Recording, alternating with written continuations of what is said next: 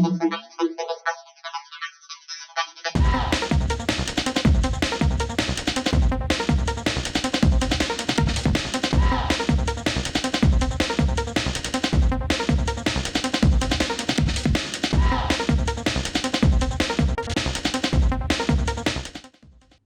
শীঘ্রই মুক্তি পেতে চলেছে এই বিগ স্ক্রিন প্রোডাকশন ফিল্মের অয়ন দে পরিচালিত ভয় পেও না ছবি।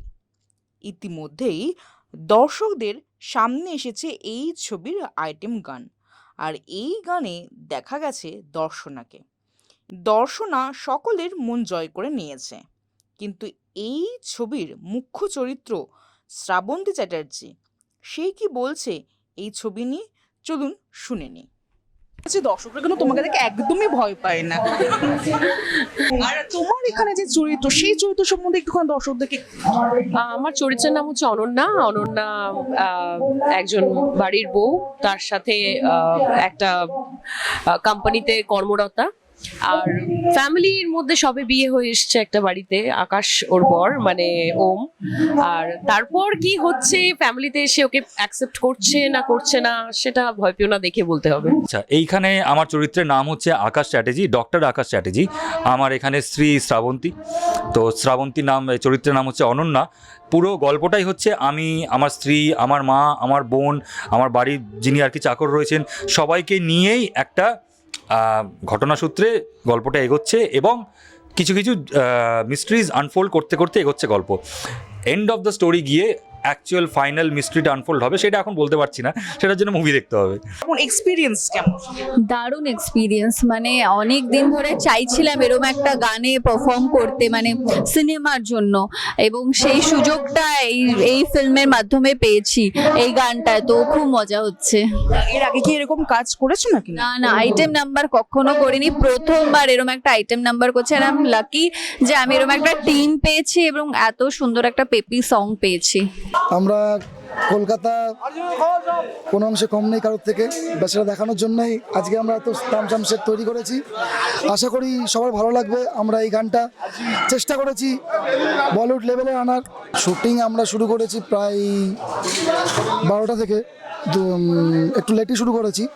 তো এখন বাজে 11টা শেষ হলো আমাদের সিকোয়েন্স পুরো। অনেক অনেক অনেক অনেক হিউজ সিকোয়েন্স ছিল। আর্টিস্টটা খুব ভালো পেয়েছি, দর্শনা খুব ভালো কাজ করেছে, ওম খুব ভালো কাজ করেছে। এর আগে আমি দর্শনের সঙ্গে কাজ করেছি, তবে আইটেম সং, ডান্সিং সং দর্শনের সঙ্গে প্রথম কাজ করলাম। এটা ওমের সঙ্গে এর আগে আরেকটা কাজ করেছি, মানে এই মুভিরই আরেকটা গান। হ্যাঁ, প্রচুর অলরেডি তো প্রায় 20খানা ছবি হয়ে গেল, 2টো সিরিয়াল হয়ে গেল অ্যাজ এ লিড।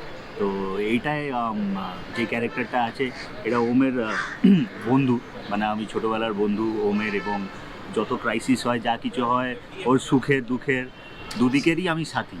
তো ইনফ্যাক্ট আমি আজকে ওকে নিয়ে আসছি এই ক্লাবটায়, আইটেম নাম্বারটা যেখানে হচ্ছে, কারণ ও একটা সিচুয়েশানে খুব টেন্সড হয়ে যাচ্ছে এবং খুব আপসেট হয়ে যাচ্ছে। তো সেখান থেকে আমি বলছি যে তোকে এমন একটা জায়গায় নিয়ে যাব, সব তোর ফ্রাস্ট্রেশন দূর হয়ে যাবে।